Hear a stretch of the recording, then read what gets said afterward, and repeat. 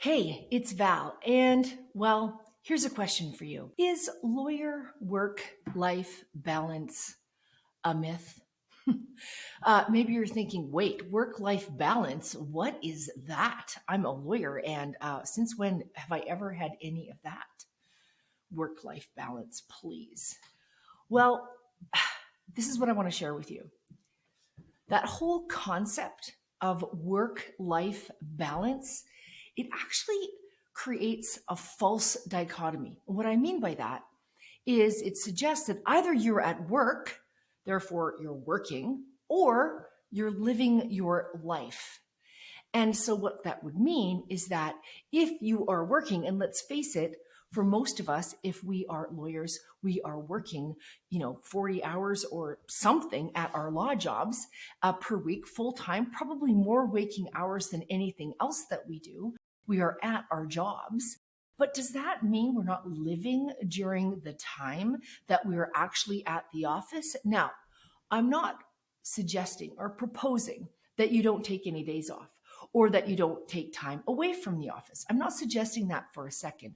But what I am saying is this whole concept of work life balance, lawyer work life balance, is a false dichotomy because it's suggesting that if you are working, you're just working. And like I said, if you, the rest of your life, you're supposed to jam everything else into it. And it's treating it like a zero sum game. And in fact, that's not really how it is. So, in order for us to be human, think about all the boxes that we tick off. We have our we have our nutrition box, we have to eat. We have our sleep box, we have to sleep. We have our families. If you have a significant other, you have that relationship as well. You have the need for emotional connection. That's another box. Another box you might want to tick off is your personal time, right? Do you have time for yourself, time that you get to do things that feed your own soul? Other boxes that we might tick off to have us, have a fulfilling life, to be human, would be intellectual pursuits, like growth. For me, having personal growth is so important. I want to learn new things, new skills. So that's really, really important. Oh, and also pets. I mean, I'm a dog person. I don't know about you, but I am a dog person, and my dog is really important to me. And so that's part of what fulfills my life, of what makes me human. That ticks that box of having a dog and having a relationship with a dog is a box that I tick off, which makes me human, which makes my life fulfilled. And of course, there's also your financial piece of your life. There's also your physical exercise. There are all kinds of things that make us human. So now let's go back to that work life balance concept, the lawyer work life balance concept. Okay, so I'm thinking, how many boxes do I tick off in a typical workday? So, as I record this, it is a Monday morning, and I'm going to go to the office after I record this later today, after I go to court. And so I think about, okay, what boxes am I going to tick off when I have my workday? Now, think about this: is what's important to me, a whole bunch of things. So, as an example, when I am going to the office, I am going to bring my dog with me. I have an office that I've structured that is dog friendly. And so that takes care of, my connection with my pet, which is really important. But as well, on the way to the office, almost every day, I stop and I walk my dog in the woods. Well, now she's a terrier and she needs to be run ragged or she's a nightmare to live with. But also, it gives me that physical exercise I need. And of course, being in the woods has a real spiritual component for me. I find my view, my belief, very strongly held belief, is that you can't go for a walk in the woods and not come out a better person. So then when I get to the office, sure, I've got client concerns and I've got client demands and I've got, my team to deal with. But guess what? I work with a bunch of people that I really like. And so my need for emotional connection, well, like all of us have a need to be human, a human connection of some sort, Well, I mean, I'm not saying that I hang out with my office people all day long or anything every day, but when I go to the office in the morning, I look forward to seeing them because I genuinely like them as people and I feel very connected. I feel connected to my team and I also feel really connected to my clients. So again, there is that emotional connection that is served via my workday. Of course, going to the office that helps me earn my living. So yes, of course, that relates to my financial health for sure. As well, when I'm on my walk or on the way to the office, I have a 15-minute commute by car each way. And when I'm on that commute, I often listen to really inspiring podcasts or audiobooks. Right now, my favorite podcast at the moment is Tim Ferriss's podcast. Wow, he is such an interesting person, has very interesting guests, and I always get really, really inspired when I listen to his podcast. And again, audiobooks, wow, like again, my intellectual pursuits, my personal growth is really important to me. And being able to listen to inspiring audiobooks, wow, it's just a really good thing for me that I enjoy, that I happen to cover off when I'm on my way to work on during a workday. So again, going back to this work life balance thing, you can see that really it's not like, oh, I've got work over here in this category and everything else over in my life category. So if I was trying to fit in my physical exercise, my fitness, my relationships, my financial health, everything over into my life side of the equation, well, what does that mean? Well, it just means that, it just would feel very heavy and very burdensome, right? Overwhelming, even. Oh, hey, it's me. Interrupting a little bit because I want videos like this to reach more people. So if you are enjoying what you see, if you're finding it helpful, please hit the subscribe button, which is somewhere up there. And also tell me, what was the biggest takeaway you had with respect to this video? Leave it in the comments below and I will answer every comment, every question, because that's what I do. So maybe you don't have an office that's as flexible as mine. Maybe you love your dog, but you can't bring your dog to the office. Or maybe you don't get to walk in the woods on your way to start your workday. Well, think about what would make your workday really great, and how you could tick off some of the boxes of what makes you human, what makes you fulfilled during the course of your workday. Again, I'm not saying that you want to be at the office every single day. Absolutely not. At the same time, you might want to think about, hey, how can I take this job that I have, this career that I have, and make aspects of it even more pleasant? How do I make my job a very pleasant experience, even if I happen to be a divorce lawyer? Now, I'm going to share with you a story about someone that I know where they completely transformed their work environment. So her name's Tiffany, and she was my paralegal for 10 years. And Tiffany is a very, wonderful person. And the thing is that she, left family law and moved on to a different kind of law. And she joined this new law office. Okay. So Tiffany came from, working with me in a law office where it was a really laid back, friendly environment with the staff, the support staff, and the lawyers. We had dogs at the office, and we socialized occasionally as well. And so the thing is that we were a very, very connected team.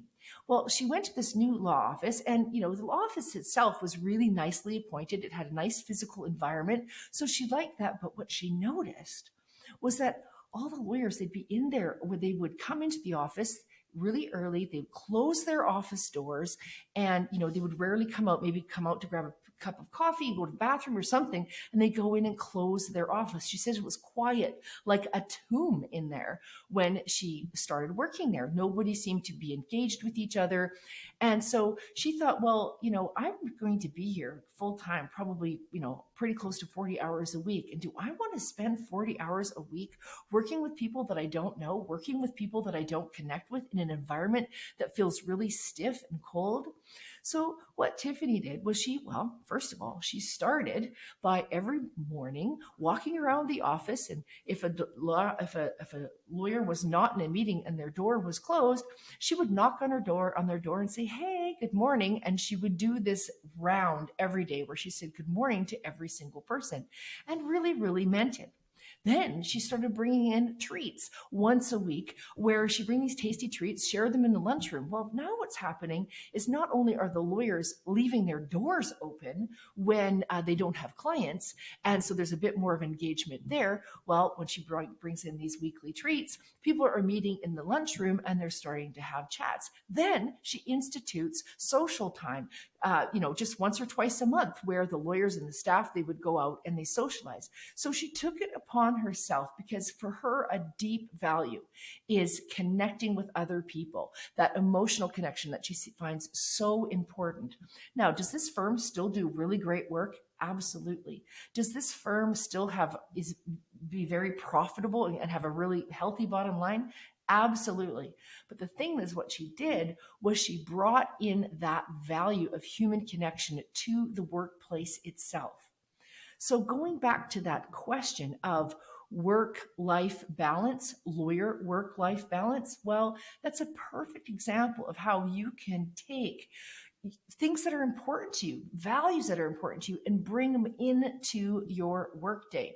And you can do it the other way around too. Now, what I call this is clustering behaviors. So for example, like I said, when I'm going to the office, when I'm driving to the office, I'm not just driving to the office, I'm driving to the office, listening to a podcast or audiobook.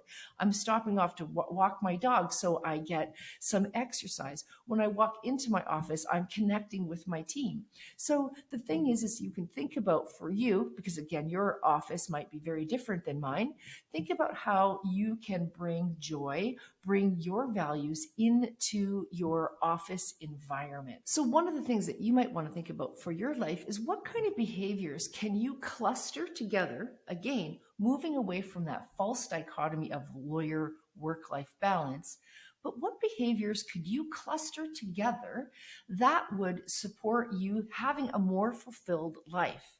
So, for example, maybe you really like eating great food and going out for dinner. Maybe that's something that you just love to do. So maybe what you do is you go out for dinner with a colleague and deepen your bonds that way.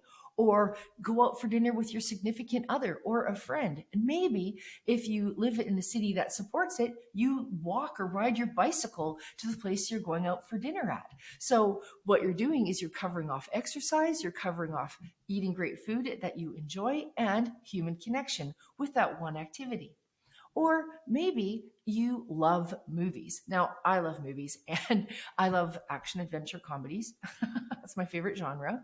And whenever a new one comes out that I hear about, I have a close girlfriend, and what I do is I invite her over, we pull down the big screen, and we watch the movie. But we also make dinner and hang out as well. So I not only get to laugh, which is great medicine, and have a great time with my friend and connecting with her, I actually eat, really good food that we've cooked. So guess what? That's easy on the wallet.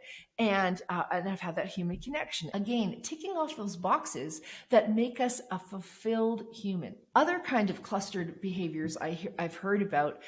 In my city, there's a running group. They call themselves a drinking group with a running problem. They are long distance runners and they want to clock lots of miles on weekends. Most of them are professionals. Well, what they do is they meet at a pub, no kidding. They have a beverage and they socialize, and then they run to the next pub. So what do? They tick off having fun, that box. They tick off their physical exercise box. They tick off their goals box of logging lots of miles, and of course they tick off their human connection box all at the same time. Or maybe you're the member of a church or other organization and you volunteer there, or you attend and it's a great experience for you, something that you really enjoy. Well, maybe as part of that, you could also consider, I don't know, seeing that as a lead source for clients. So again, what you're doing is you might be part of a church organization or part of a club. And then when you have the clustered behavior of seeing it as a lead source, perhaps you are able to attract new clients to your law practice. So when you think about behaviors that you can cluster, you can really see that even though you are working as a professional, you can also make your work life really enjoyable. But also when you cluster behaviors and allow your values to be represented, you can live a more fulfilling life, even though you happen to be working as a lawyer. So think about how you can cluster behaviors that allow you to live that fulfilling life that ticks off the boxes of what's important to you, what your values are. And I say, just throw out that myth about lawyer work-life balance, because it's really just a dumb idea. This is Val. Much, much love. If you found this video helpful, and I hope you did, please give it a thumbs up. Because if you do that, then this video will be able to reach more people. And as well, if you want to stay in closer touch with me, please ring the little bell icon so that you can subscribe to this channel. This is Val. Much, much love.